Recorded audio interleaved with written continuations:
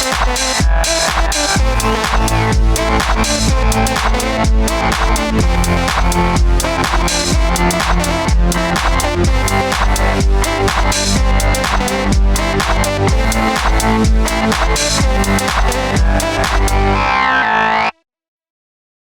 folks, I'm Matt and welcome to My Expanded Universe, a show where I go through the entire EU in chronological order as best I know how. Folks, you gotta love the Bantam era, right? I know I do. I really have enjoyed running through all of these books, and that's why I'm super happy that today I get to talk about Barbara Hambly's Children of the Jedi. Now, in Children of the Jedi, Luke is going on a mission with two of his students, Nikos Mar and Cray Mingola. And then, or Mingala, I don't know how you pronounce her last name, and they are two Jedi who are together, and then you have 3PO as well. Now, they get captured by the Eye of Palpatine. The Eye of Palpatine is this ancient ship created, I say ancient, but it's an older ship created by Palpatine, of course, to go out throughout the galaxy, take people from different planets and brainwash them to be, soldiers for the Empire. They're going to be stormtroopers and everything. It was very dangerous when it was launched. Now, something has gone wrong with the Eye of Palpatine. It's gone off course. It's kind of gone all crazy. There's malfunctioning doors and whatnot, and there's tons of aliens just running amok on this ship. In a strange, weird way, it's kind of like Noah's Ark, just out of control. There's Gamorreans, there's Tusken Raiders, there's Tals. Some of them they didn't even get any of the brainwash treatment. Some of them do think they're stormtroopers, which makes for hilarious moments because they're not. Others, they're just, Tusken Raiders are just hunting other people, as Tusken Raiders do. They're just adapting to their new life on this ship. So there's just chaos everywhere here, and Luke is trying to survive this ship here. Now let me switch gears for a moment and talk about Han, Leia, and Chewie. What were they up to? Well, they are on a mission when they encounter Ragonda Emerson. Who is she? She is also a hand of the Emperor. There was more than one hand. Egad! And so she was one of the former hands of the Emperor as well. She has a son named Eric who has a surgically implanted device into his head, which is reactivating the Eye of Palpatine, calling it back and everything. And there's a plan that they have together. Now, eventually, their storyline ends on a cliffhanger. They escape, they disappear, and they vanish in the galaxy. And we never hear from them again until way later, until New Jedi Order. But I'll get to that later. But it always bugged me that we never saw an ending to Ragonda and Eric. That just always bothered me as a kid. I was like, what, they escaped and we're never going to hear from them again? No. I don't know what Barbara Hambly had plans for them. Obviously, she didn't go back and use them again. I guess maybe she didn't want to have them used again. Maybe that's what she wanted to have their ending as. But anyway, that's what their ending was in the book, which I was like, oh, come on. But going back to Han, Chewie, and Leia, this book has a fun scene that I want to talk about. It's the first time we ever get to see Han admit that he's getting older. Now remember, in Star Wars, Han he's either late 20s or early 30s, we think. I think it's early 30s because he's older, he's more seasoned. Well, now, as the years have progressed, he is getting up to 40 now. Han Solo is getting into his 40s.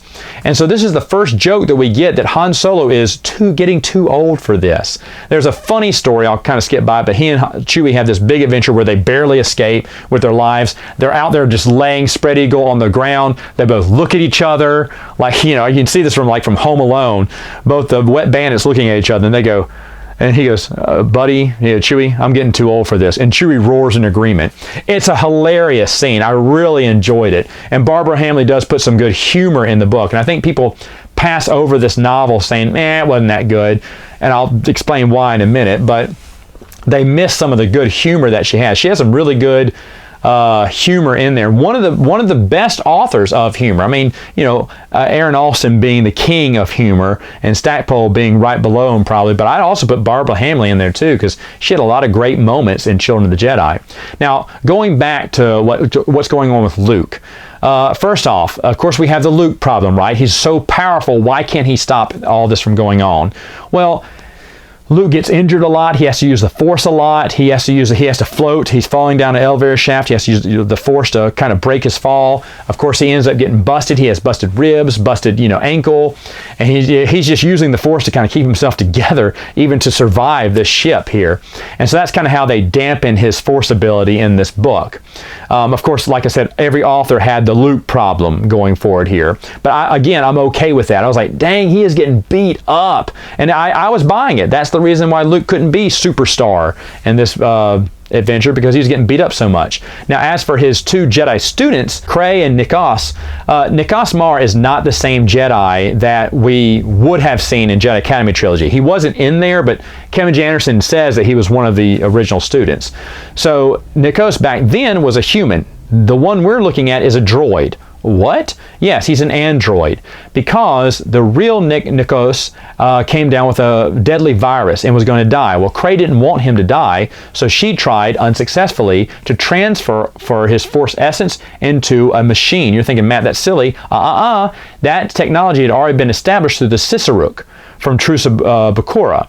So basically, Barbara Hambly is tying in that story and saying, here's what they try to do, but it's not the same Nikos. I mean, he's more android than he is the character. And Krey realizes that it's really a sad but beautiful love story between them, because she knows her love has been dead for a long time. And this android basically is confirming it. Like, I'm not the same. I'm not that man.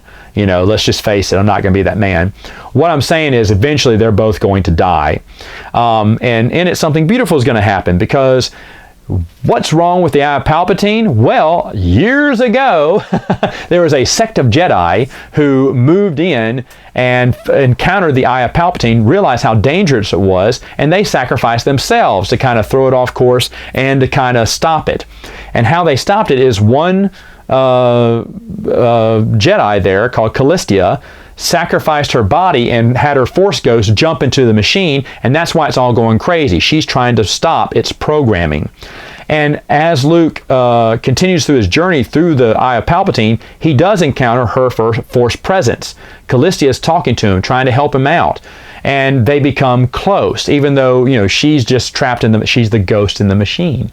And Luke is in love with that ghost. Now, it makes for a beautiful storyline, and I'm sure if Barbara Hambly would have left it at that, people would have been fine with the story and actually would have really loved the story. What people have a problem with is at the end, when Krey and Nikos die. When Nikos dies, his body is blown to bits. But when Krey dies, she allows... She dies on purpose because she wants to be one in the Force with Nikos. That is a beautiful story, in my opinion, that Barbara Hambly put together. They're one in the Force now. I really like that. I really do like Barbara Hambly's book here. Now, with the death of Krey, though, her body is kept alive. She lets Calista's Force ghost come in and possess it. Now, we know about Force possession. It's already happened with Exar Kun and several others in the past when we're looking at this chronologically wise. So, again, Barbara Hambly is using Star Wars Expanded Universe lore to make sense of this situation. A lot of people make fun of all of this that happened. So now, when Krey's body is found, Luke notices, whoa, there's something different about this. That's kind of looking like Krey, but it's something different about her. Yeah, it's Calista now. And eventually her hair starts changing, to the way Calista's hair was, and she starts changing a little bit. It's kind of creepy, though, but when a Force ghost takes over, that could happen. It seems like I'm explaining a lot of things for Barbara Hambly, but no, I think she did a fantastic job using the Expanded Universe lore and put it in her book. Sadly, a lot of people do hate this because they do not want Luke with anyone but Mara Jade.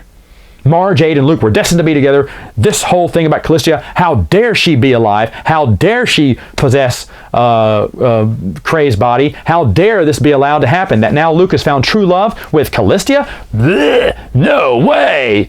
And so this is just all one big mistake. And you're thinking, where's Mara Jade through all this? I forgot to mention the Jedi Academy trilogy. The reason why she's not there is, first off, Kevin J. Anderson did not feel right to take Mara Jade and put her in the Academy. Academy, because back then you didn't really mess with other people's characters, and so you wanted to respect that storyline. And so Mara Jade is explained as, hey, I'm not ready for this, and she's kind of off doing her own thing through all of these books, and that's why that explains a lot of the reasons why Mara Jade isn't part of the storyline from here on out. Even though she and Luke had these, weird connections at first, she still doesn't know how she feels about Luke. So that's where she's at. So it's not like she was a romantic interest. People are just harping over the Timothy Zahn novels and going, man, I want Mara Jade and Luke. Everyone would pine away on that online, on the forums.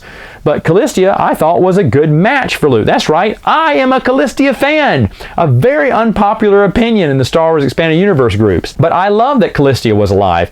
In fact, I told you, one of the things I love about Star Wars novels is when they get a rise of emotion from me. The death of Ton Fannin, that got me, I was tearing up, man. I was sad about that. There are certain moments I was scared, certain moments I was happy. And guess what? Children of the Jedi was one of the moments that got a response from me. I remember reading this when I was a teenager, up in my room. I was disappointed. I loved Calista. I love that Luke loved someone that their love would never be, you thought. And that Cray had survived, like, oh good. But then he noticed something different about her. It's Calista. She's possessed his body.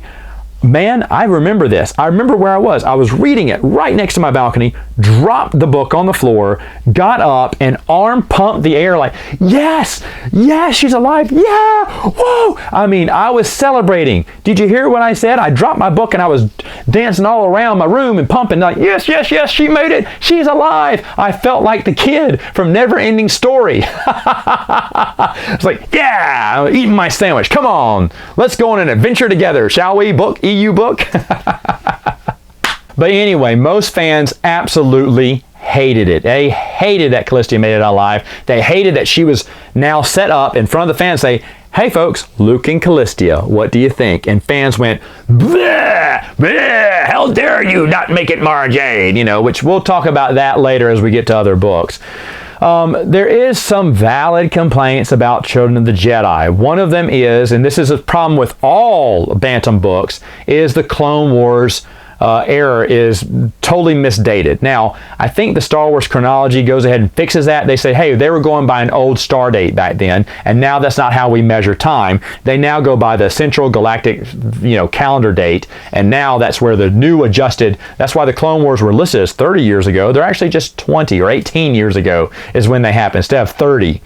And the real reason for that is George Lucas told Timothy Zahn it'd been 30 years since the Clone Wars, and that's why it's wrong in every Bantam novel. When George changed his mind, the prequels came out, Del Rey had to backpedal, and so you don't see that disconnect in Del Rey novels, but you do in Bantam. So every time they mention the Clone Wars, which in Children of Jedi they do, I Jedi has a real bad problem with Corran Horn's legacy, because being 30 years from now, they shorten it by 10. That means someone was maybe a teenager when they got someone pregnant. If you look at all the dates, they're like, ooh, that's kind of, his grandfather would have been 10 when he had his father. What's going on here? So kind of awkward there. But the thing is, the chronology, I think it's the chronology says, or the Atlas says, hey, we were going by a different star date back then. That's the band-aid they put on that big one. So anything where they reference the Clone Wars that's out of sync or out of the timeline, that was George Lucas's fault, not really the author's fault. But everyone on Bantam set that as the timeline for Clone Wars because that's what George had said. So I'm not really upset by any of those. That's why I really haven't mentioned those. I do mention for Children of the Jedi because for some reason people want to bring it up in Children of the Jedi, but not in Timothy Zahn's or Michael Stackpole's novels. Just Children of the Jedi. But another one that is kind of problematic is it does have a lot of misconceptions and misrepresentations of how the Jedi Academy trilogy went down. Just some things that were wrong. Wrong place, wrong time. Luke says he remembers this. How do you remember? You were unconscious. You were a Jedi Force ghost. You weren't around back then. And people have picked that apart. What I feel is that this book came out not too long after the Jedi Academy trilogy. Kevin J. Anderson and Barbara Hambly are friends. Kevin J. Anderson probably gave her a first draft. She read that and went by that. And Kevin J. Anderson just never got around to telling her about the updates and changes. So by the time her book came out, it had a few misconceptions from Jedi Academy trilogy. It wasn't that bad, but people thought it was kind of sloppy. But I see it as a miscommunication. Folks, the internet wasn't big back then. Sure, we had email, but the communication just wasn't as good as it is now. And I've never asked Kevin J. Anderson what the issue was with that, but I'm pretty sure that's what he would tell me, that, you know, I just didn't update her on some of the changes I'd made, and she went with some of the original storylines, and that's why we have some disconnects in Children of the Jedi. But overall, I think it's a fantastic, I mean it, I think it's a fantastic story. I like Barbara Hambly. I like how she wrote this book. I think it's great, and I think you should check it out. All right, folks, that's all the time I have for now. See you next time with another video.